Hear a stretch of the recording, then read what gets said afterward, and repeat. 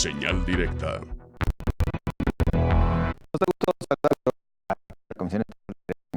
Alfonso Hernández. ¿Cómo está? Buenas tardes, bienvenido. Saludarte, estimado José Ángel. Un placer estar nuevamente aquí en Canal 44 en Señal Informativa. Un saludo a quienes nos ven y nos escuchan del otro lado de las pantallas. Muchas gracias por su presencia. Y bueno, justo para platicar, entre otros tantos asuntos, acerca de esta iniciativa que recientemente le platicábamos a usted, ha sido presentada en el Congreso de la Unión, la iniciativa de amnistía que me parece en campañas provocó mucho mayor ruido que una vez que ha sido presentada, después de que se conoció. Seguramente tú has escuchado, José Ángel, que está relacionada cuando se echa abajo la penitenciaría de Oblatos, el antiguo penal de Oblatos, que apareció por ahí una frase pintada en una de las bardas, decía: en este lugar maldito donde reina la tristeza, no se castiga el delito, se castiga la pobreza. Y me parece que esta es una frase que refleja en buena medida lo que ocurre con nuestro sistema de justicia, donde lamentablemente vemos que la gran mayoría de las personas que están procesadas tienen en común el pertenecer a estratos económicos demasiado bajos. Y ahí, en la ley de amnistía que hoy se está presentando, hay una marcada orientación para favorecer a estos que llamamos grupos vulnerables. Aquellos que por sus condiciones económicas, físicas, sociales, están expuestas a que sean víctimas de la violación a sus derechos humanos o que tengan dificultades para construir un proyecto de vida. Exacto. Y así esta ley que se da a conocer, además siguiendo una tradición de que justo después del grito de independencia, los gobernantes en más de alguna ocasión dieron a conocer indultos y aunque esto es una amnistía, exacto, pero tiene ese propósito, lo señala el mismo, la motivación, la exposición, claro, de motivos de la ley, y está dirigida a 3 sectores específicamente: mujeres, jóvenes y integrantes de pueblos indígenas. La ley realmente tiene muchos candados, no pareciera que vaya a beneficiar a un gran número de personas, pero además esto solamente es para el ámbito federal. Exacto. Una vez que se agote este proceso, las entidades locales tendrán que hacer sus similares. Habrían que hacer lo propio, exactamente. Pero, y es que es donde hay mayor, los delitos para los que está destinado, pues casi la mayoría son del fuero común. En el caso son 8 artículos, en donde yo lo primero que tendría que señalar con un enfoque de derechos humanos es que, bueno, pudiera ser una alternativa para estas personas, pero primero van las víctimas. Sí, claro. No puede haber una amnistía que no contemple la reparación integral del daño. Y en ese sentido me parece que tendrá que complementarse esta iniciativa, está todavía discutiéndose en el Congreso de la Unión, para que en aquellos casos donde esté claramente una víctima de algún delito que hayan cometido estas personas, por menor que sea, se les garantice la reparación integral del daño. A ver, me quisiera detener en este punto como para irnos a algunos supuestos. A ver, una persona que robó y que se encuentra encarcelada por ello y simplemente porque no pudo pagar la fianza, dado el momento. Y si no tiene el dinero para regresarlo, por ejemplo. Bueno, si la intención es darle la oportunidad de rehacer su proyecto de vida conforme a un programa que le dé seguimiento a las propias instancias del gobierno, bien pudiera incluir en ese proyecto el subsidiar la reparación integral del daño. Y luego, pues, la repetición de esta persona una vez que se vuelva una persona con un trabajo estable, una persona de bien, una persona que se ha reintegrado a la sociedad. Esto puede ser posible, porque recordemos que ya tenemos instituciones funcionando. Claro. Caso de la Comisión Ejecutiva de Atención a Víctimas, y hay un fondo. Y, por ejemplo, hay casos en el caso de mujeres, que en ocasiones se ven involucradas en temas de narcotráfico. Claro. Y que por la experiencia que tengo desde muchos años de estar en contacto con este grupo vulnerable, pues ellas les llaman en muchas ocasiones que son las No vayan a ser nada más los zancudos, porque el dengue está tremendo. Sí el tema de quienes delinquen por amor. Así lo decían en aquel tiempo. Esto es la pareja que está involucrada, la pareja hombre que está involucrada en actividades ilícitas y termina generándole un delito también a su pareja. Y son historias muy tristes las que encontramos en los reclusorios femeniles. Cierto. En esos casos también podemos pensar en ese apoyo del Estado. Yo sí creo que hay muchas personas ahí que si se les diera una oportunidad, son muchas personas que son madres, sí, que son hijas con mamás o con familias enfermas, que son personas que por una situación indebida en su vida están pagando penas desproporcionadas. De tal manera que en este caso tiene que ir acompañado esto con una muy buena política de apoyo a las víctimas. Claro. En el caso de los jóvenes es seguramente uno de los más polémicos, porque se refiere, por ejemplo, a cierto tipo de robos.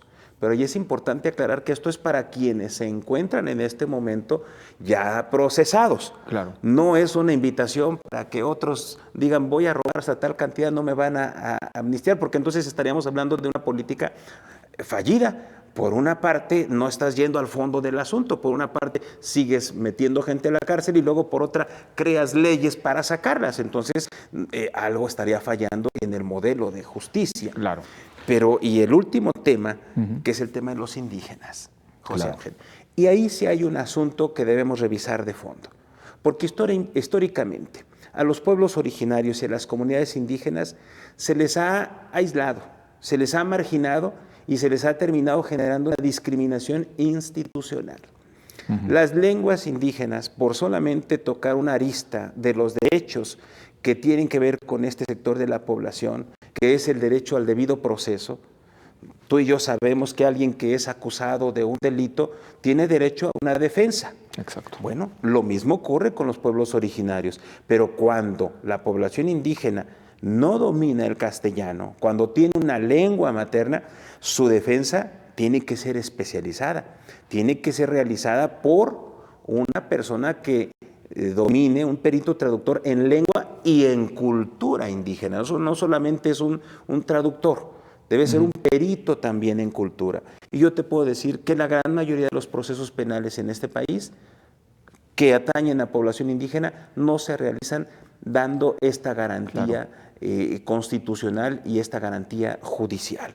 Ahora, no solamente es por lo que ve a un presunto responsable, es también a las víctimas. Las víctimas se ven sin la posibilidad de acceder a la reparación integral del daño porque no tienen representantes de víctimas que también dominen su lengua y su cultura. Entonces, es pertinente siempre y cuando vaya acompañado de toda una serie de procesos para garantizar los derechos de las víctimas. ¿Se tendrá, por ejemplo, algún estimado de a cuántas personas podría alcanzar la amnistía? La propia exposición de motivos nos dice que no es muy grande el universo, pero creo que si llega a beneficiar, aunque sea un sector muy pequeño, son vidas, son personas que pueden rehacer su proyecto de vida, José Ángel. Y sí necesitamos la reconciliación porque, como decía esta frase que apareció en el muro del penal de Oblatos, del ex penal de Oblatos, lamentablemente si analizamos las cifras, los índices socioeconómicos de quienes están privados de su libertad son de los niveles económicamente más desfavorecidos. Y como nos mencionaba doctor Hernández Barrón, existen bastantes candados. Es decir, la propia iniciativa contempla el que no aplicará para reincidentes, para quienes hayan sido partícipes de hechos con violencia. Homicidios, por ejemplo. Sí, el homicidio, por supuesto. Y otros tantos candados. Armas de fuego. Si usaron armas de fuego, si hubo arma de fuego, no puede liberar. Así es. Entonces, sí podríamos concluir que serán pocos. Serán pocos. ¿Por qué será que el presidente de alguna manera haya optado más por la amnistía que por el indulto, cuando justamente el indulto puede otorgarlo directamente el jefe del Ejecutivo? Bueno, seguramente él quiere que haya un mayor proceso de revisión. que implica, porque incluso aquí nos está involucrando a las Defensorías Públicas de Derechos Humanos, que eventualmente nosotros pudiéramos también, al igual que los familiares y sus abogados, hacer la solicitud. Pues tendremos que ser muy cuidadosos y todos los que intervengan en este proceso para analizar los casos. Obviamente, pues esto va a representar un esfuerzo institucional muy importante, que pues todavía falta tiempo, porque esto solamente a nivel federal y como ya comentamos, faltaría que lo realicen a nivel estatal. Y justo me gana la pregunta, porque justo le iba a preguntar, ¿qué sucederá en caso de que nada más quede como una ley federal y los estados no hagan eco? Habría que revisar desde el litigio estratégico. Mis colegas abogadas y abogados pudieran ya estar pensando en un amparo, ¿no? Porque la protección en el ámbito federal tiene un paraguas mucho más protector de lo que pudiera haber a nivel estatal. De tal manera que pues, una omisión legislativa pudiera dar pie a que justamente se hagan este tipo de solicitudes. Y en casos muy específicos, ¿no? Porque ciertamente hay muchas personas que por un error, que por una situación inédita en su vida, se ven involucrados en este tipo de situaciones. Y a mí me parece que están identificando 3 grupos perfectamente claros: mujeres, jóvenes y población indígena.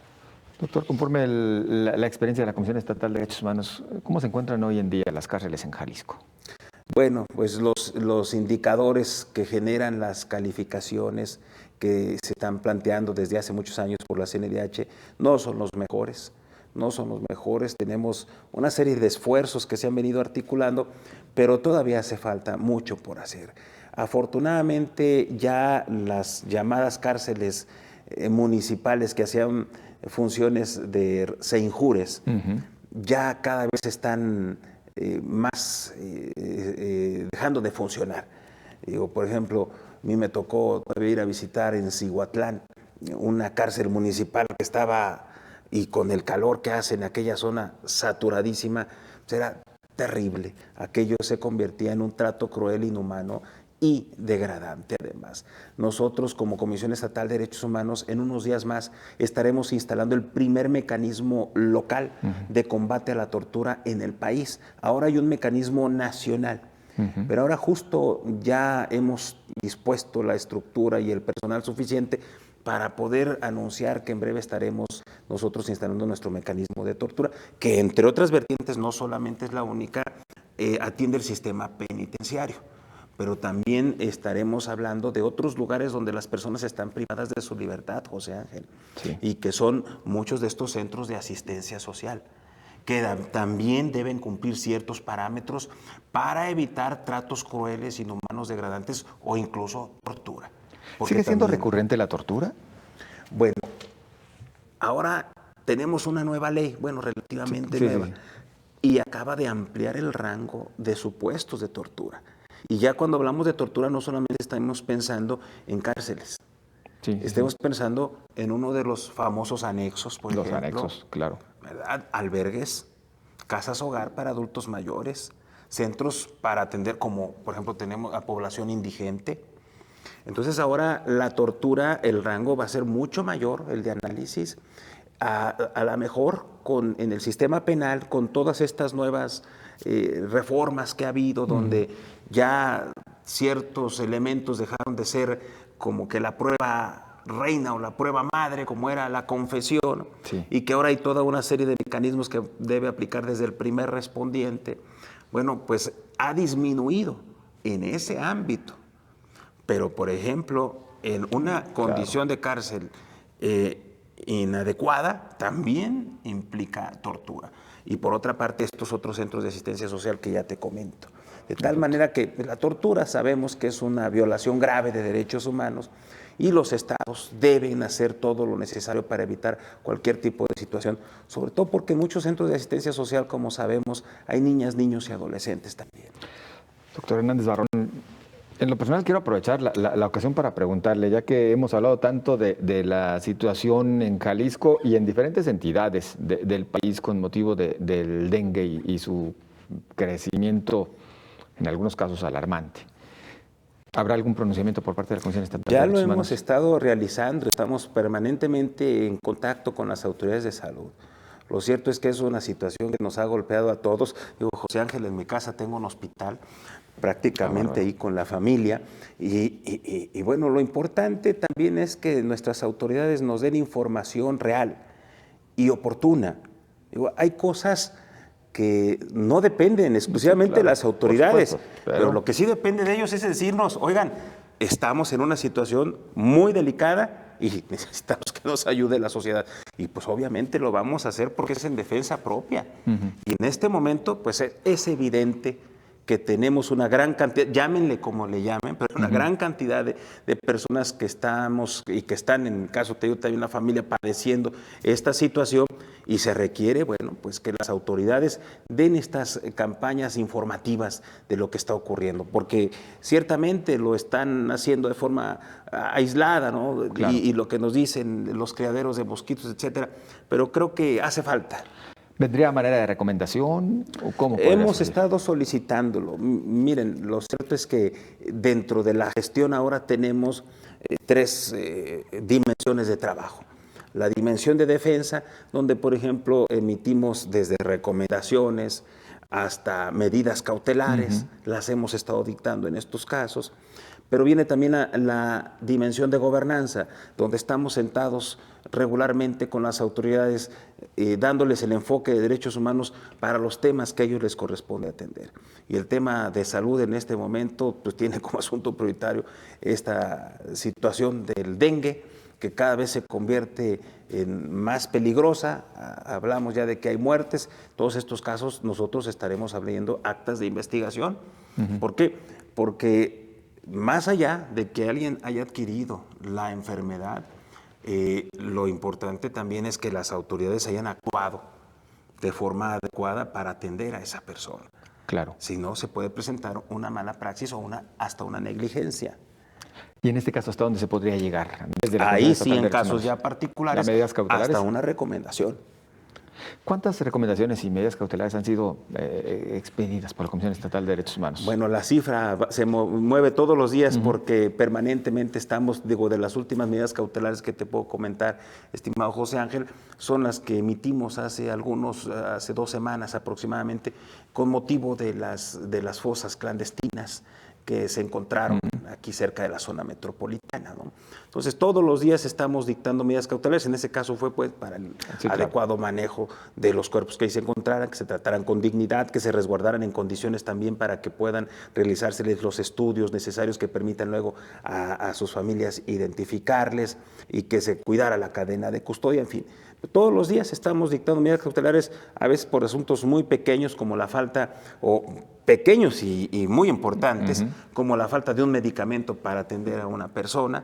O sea, cuando a alguien no se le está proporcionando un medicamento y ya hizo toda la gestión que podía hacer ahí, puede hablar con nosotros y de inmediato hacemos la gestión o dictamos la medida cautelar. Y de esto es todos los días, José Ángel, créeme que hay un gran impacto de nuestro trabajo como gestores en los temas de salud. Hay personas que tienen, por ejemplo, enfermedades poco comunes y sus medicamentos son especializados. Ahí entra también la Comisión Estatal de Derechos Humanos, o que les dieron citas demasiado prolongadas o en tiempo, y cuando la enfermedad pues es en ese momento. La cifra se actualiza, pero permanentemente lo estamos haciendo. ¿Y qué tanto atiende la autoridad estas medidas? Generalmente las atienden. Porque de alguna manera también, pues si no lo hicieran, es una responsabilidad que para nosotros nos lleva a solicitar los procedimientos administrativos sancionatorios. Claro. Este año van alrededor de 200 servidores públicos sancionados por incumplir con responsabilidad y con la debida diligencia su trabajo. Doctor Hernández Barrón, en un minuto, porque el tiempo ya apremia. Hoy que tanto estamos hablando del calentamiento global, que estamos viendo las consecuencias, las padecemos. El propio dengue podríamos relacionarlo en buena medida con ello, porque el mosquito se ha podido adaptar a otras latitudes, y que inclusive la ONU realiza en estos momentos, ha realizado esta cumbre sobre cambio climático.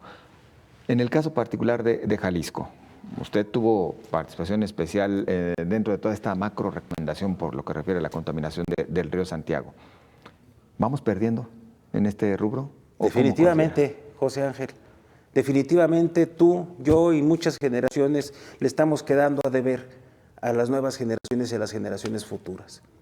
Y lo digo pues con una especie de mea culpa también, porque tengo familia y tú y también tienes familia y quienes nos escuchan, les estamos dejando un mundo deteriorado, un mundo donde no hemos sido capaces de salvaguardar el proyecto de vida que a lo mejor tú y yo tuvimos. Claro. Ese es el llamado a la conciencia que han estado haciendo activistas a nivel internacional, pero que a nivel local nos interpela a la actuación en nuestro territorio. Porque aquí tenemos identificados, te anuncio, sí. Estamos haciendo, cada semana estamos actualizando la identificación de los conflictos socioambientales que hay en zona metropolitana y en el estado.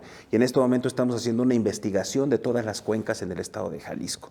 Y el común denominador es que utilizamos las cuencas hídricas como cloacas, como drenajes. Esa es la triste realidad, José Ángel. ¿Cuándo concluyen toda esta investigación? Yo espero que en unos 6 meses más ya estemos dando un informe general para la sociedad. Esperemos no pasen los 6 meses para que nos vuelva a visitar, presidente. No, José Ángel, y además pues pedirle a la sociedad que coadyuve, que nos notifique de este tipo de acciones. Lo que hace la comisión pues es precisamente documentar la tragedia, claro, para pedir que los gobiernos entren y en su caso reparen de forma integral los daños. Como siempre, agradecidos. Un placer, José Ángel. Muchas gracias. El doctor Alfonso Hernández Barrón, titular de la Comisión Estatal de Derechos Humanos. Tras la pausa continuamos, no se vayan.